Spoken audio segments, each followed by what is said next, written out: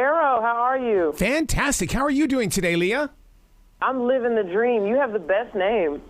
It's just one of those radio names, sitting around the house one day going, wow, what can I do to attract listeners? But, man, it totally bit me and went the other direction, though, because everybody goes, your name Earl? Errol? What are you? Right. Hey, you're writing a book here, and you've released a book that really is so important to today's YA readers. And the reason why is because it's about self-empowerment. It's about looking at yourself in the mirror and saying, I like you. Yeah, absolutely. And that's so hard to do when you're a young person and the entire world is telling you all the things that you're not or what you should be. How did you step into this storyline? Because you know how books are. My last book came to me while I was walking through a mall. What about this one?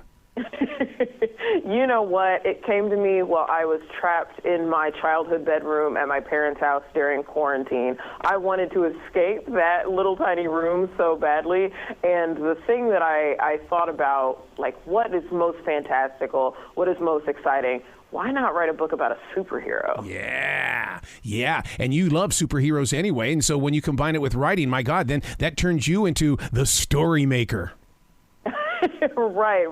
It's hitting all the beats. It's right in my wheelhouse, so it was perfect. Did it come out easily, or was it one of those things where you had to weigh out the paragraphs and make sure that this met with this one? And because when it comes to laying out the storyline, it can come at you in so many different ways.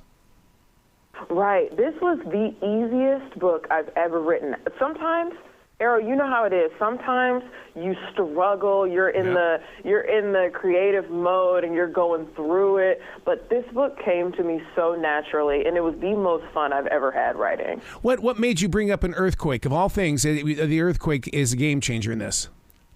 It really is. So I'm from Indiana, all flat land. We don't have a lot of earthquakes in Indiana, obviously. And so in true superhero fashion, if something that unusual happens, you know that there's going to be something supernatural happening on the other end.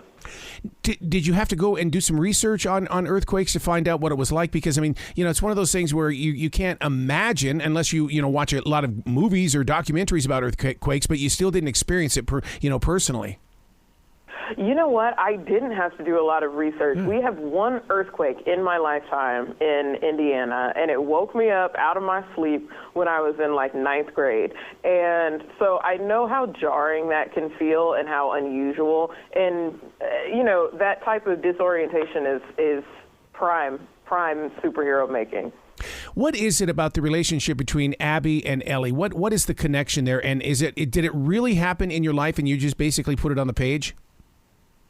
I've had a lot of really, really close, important friendships over the course of my life. And I think sometimes you can grow up together and who you become as you grow is sometimes at odds with each other. So I really wanted to write a friendship where they have such deep love and care for each other, but obviously are going through really different things and have to figure out how to navigate that together. Yeah, because that's so important right now, because a lot of young adults, a friend to them is somebody they met on TikTok or on it's not even Facebook for young adults right now. They don't go to Facebook. But the thing is that social media is their friend, and it's like, man, you need some FaceTime. Right. I think, so I was raised on the internet. I came up in the MySpace era. And so a lot of the relationships that I built in my formative years were relationships with people who I never got to see. And so I know how important those connections can be for young people, but I also know how crucial it is to have friends in your community right by your side who you can see every day and rely on. You bring up MySpace. I just did a huge interview last week about MySpace because it's still going, but did you know that it was designed 100% for young adults, and you're writing books for young adults? Look at that full circle there. Right. It comes right back together. I didn't know that, but I'm not surprised at all. What is it about the young adult? Is it because their imaginations are still wide open and they're not jarred closed by bosses always telling you what to say? Oh, that's a huge part of it. And the other part of it is that there is such a bigness to every experience you have as a young person because it's the first time you're navigating it. And it's really exciting to be able to write through those huge emotions and be able to put myself right back in that headspace. Keeping humor alive inside your sentences, that takes a lot of focus and a lot of balance. When did you know that it was okay that, yeah, this is going to be a good line? Oh, yeah, I'm feeling it. You know, sometimes I don't know that it's a hot bar. Sometimes I don't know that it's like a really great line until I hear somebody else read it back to me, and I'm like, whoa, who did that? Me? Oh, she's on it. So sometimes it comes really naturally, and it feels good the second it comes out, and sometimes it takes weeks and weeks of revision before I can see it. I'm glad you said revision because that's what scares a lot of people into, putting their books in boxes underneath their bed or in the attic because it's like that revision people fear. It is a growing place. And how did you move through that moment when it's like, I need to take these words out. It doesn't fit anymore. I'm not feeling it.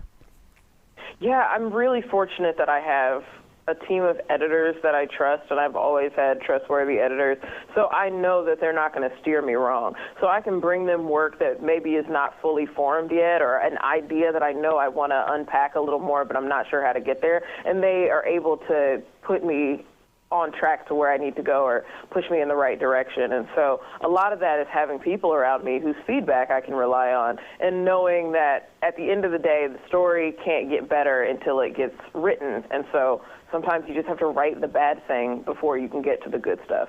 Ellie Engle doesn't have a cat, doesn't have a dog. She's got a pet fish. Wow. What are you guys doing in Middle America? I think they may have betta fish on the east and west coast as well. I'm not sure, but I do think they exist. Yeah, betta fish is the one that never moves. You just sit there looking at it going, hello, hello. Right. And they can live for so long. Yeah. That's the thing. I needed a fish that was going to be able to get us from the beginning of the book to the end of the book. So now we're talking about the book Ellie Engle Saves Herself. I want to say world, but it's crossed out. I love the way that you crossed it out because and that's so important because a lot of people will scratch things out or put whiteout on it or even just take it off from their phone. First thoughts are always important thoughts. So to come back with herself on it is so important to me as a writer because you gave me your first thought, the world, and then you changed it to herself. Right. Well, I think part of this, too, is that the expectation is in order to be a hero, in order to be great, you have to save everyone. Mm-hmm. And I don't think that's the case. I think that ordinary acts of heroism, the nurses that work every day, our teachers, our librarians, I think those are even more impressive acts of heroism. And sometimes that is just about being able to save yourself or the really, really close-knit community around you. So what's next? You've got to be working on something right now because creative minds don't ever turn off. Oh, yeah. So next year we have Bree Boyd is a Legend, which is the sequel to Ellie Engle, and it takes one of the side characters from this story and makes her a hero in her own right. So you're like putting your little series together here, aren't you? I am. It's a real adventure to be able to stick with characters for longer than one book. So we're growing together. So because, for many writers, when they do write one book, when they finish it up and then relinquish it to the reader, it's almost like we go through a mourning because it's like, oh my God, they're gone. I can't write about them anymore. Everybody else has got them. Right. Well, I started in my YA novels. My first two books exist in the same universe, so some of the characters from the first book make like little background appearances in the second book, and I found that sort of helps motivate me through my stories is to make them all part of the same larger story. So I've had a little bit of practice, but this is a different ballgame. You got to come back to this show anytime in the future. The door is always going to be open for you, Leah.